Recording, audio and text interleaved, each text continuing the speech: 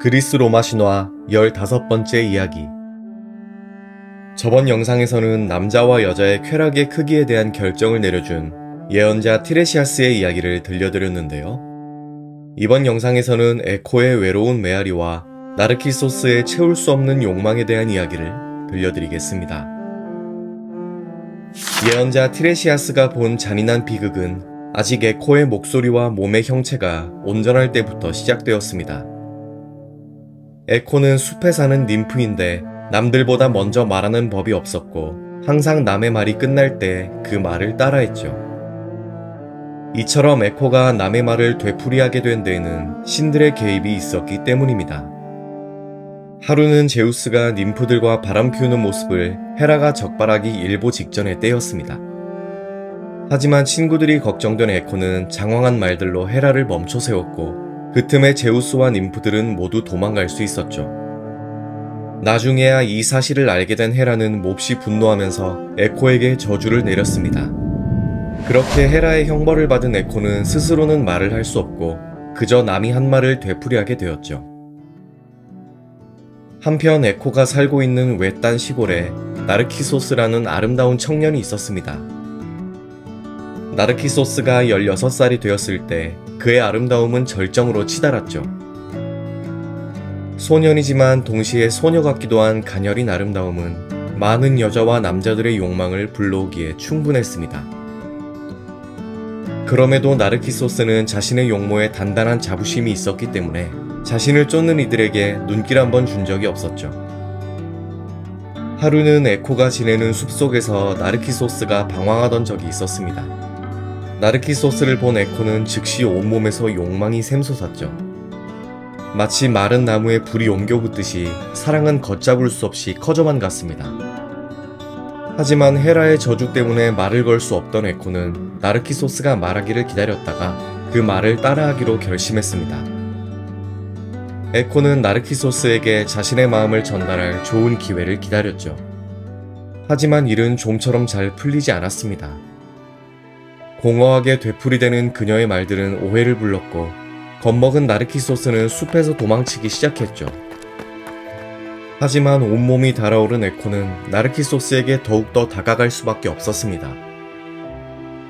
결국 에코의 손이 나르키소스에게 닿았을 때 질려버린 나르키소스는 손을 뿌리치며 그녀에게 떨어지라고 소리쳤습니다. 이 손 놔! 너에게 내 몸을 바치려니 차라리 죽고 말겠어. 에코가 받은 잔인한 저주는 사랑하는 이의 비명마저도 거듭 되풀이하게 만들었습니다. 자신의 사랑을 거부당한 에코는 수치심에 숲으로 도망쳐 숨었죠. 그녀는 잎사귀로 얼굴을 가린 채 동굴에서 외로이 지냈습니다. 그런 중에도 나르키소스를 향한 사랑은 점점 커져만 갔기 때문에 근심과 고통이 그녀를 갉아먹었죠. 이윽고 에코의 몸이 점차 수척해지더니 온몸의 수분이 증발하여 사라졌고 뼈는 돌처럼 변해버렸습니다. 그러나 에코의 목소리만은 살아있었기 때문에 높은 산 위에서 그녀에게 말을 걸면 목소리는 들을 수 있었지만 그녀의 모습은 볼 수 없게 되었습니다. 이후에도 나르키소스는 다른 ним프들을 업신여기면서 그녀들의 애타는 사랑을 보란듯이 가지고 놀았죠. 결국 상처받은 ним프들 중 하나가 복수의 여신 네메시스에게 간절히 기도하는 지경에 이르렀습니다. 그녀는 나르키소스에게도 자신의 사랑이 도무지 닿지 않는 형벌을 내려달라고 빌었죠. 기도를 들은 복수의 여신은 그녀의 소원을 들어주기로 결심했습니다. 한편 깊이를 알 수 없을 정도로 고요하고 투명한 연못이 하나 있었습니다. 지나가던 목동들도 연못의 존재를 알지 못했고 들짐승과 새들마저도 찾지 못했기 때문에 우거진 나무들 사이에서 연못만이 홀로 반짝이고 있었죠. 어느 날 깊은 정막을 깨며 나르키소스가 연못에 다다랐을 때였습니다. 사냥과 더위에 지쳤던 나르키소스는 고고하게 빛나고 있는 연못을 발견하자 홀린 듯이 다가갔습니다. 목을 축이기 위해 나르키소스가 샘물을 뜨려고 한 순간 더 큰 갈증과 허기가 엄습했죠. 이 지독한 결핍을 유발한 건 연못 속에 자리 잡고 있었고 이는 네메시스의 저주의 시작이었습니다. 나르키소스가 연못 속에서 본 것은 더할 나위 없이 아름다운 인간의 형상이었습니다. 물속의 인간은 대리석으로 깎아놓은 것처럼 완벽했고 두 눈은 천상의 쌍둥이 별처럼 빛났습니다. 나르키소스가 그와 눈을 마주치자 벼랑간 그의 온몸에서 욕망과 사랑이 샘솟기 시작했죠.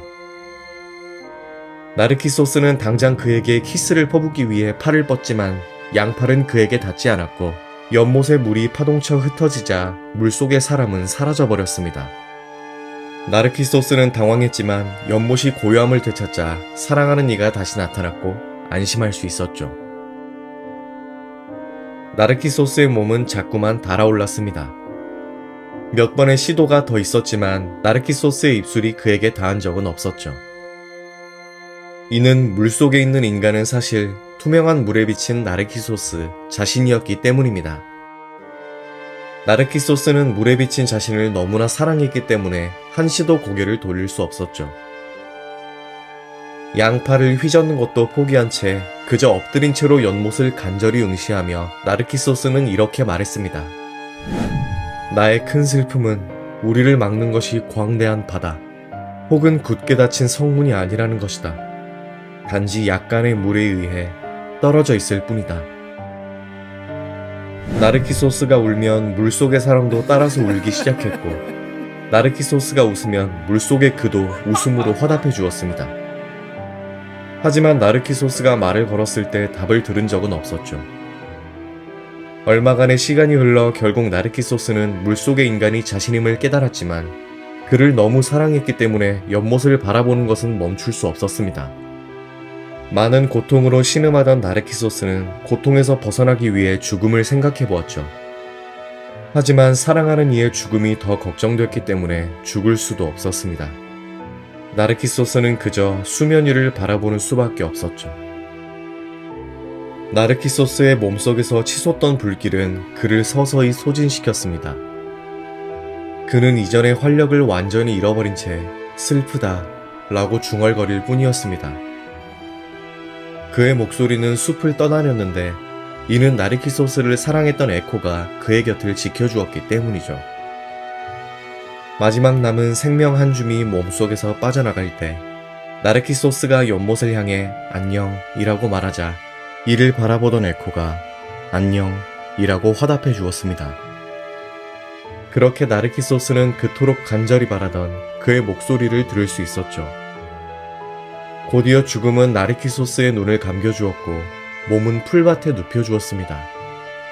그러나 나르키소스의 죽음을 슬퍼하던 그의 누이들이 장례를 위해 시체를 찾아보았지만 어디에서도 찾을 수 없었죠. 연못의 주변에는 노랗고 하얗게 핀 수선화 꽃들만이 흔들리고 있었기 때문이었습니다.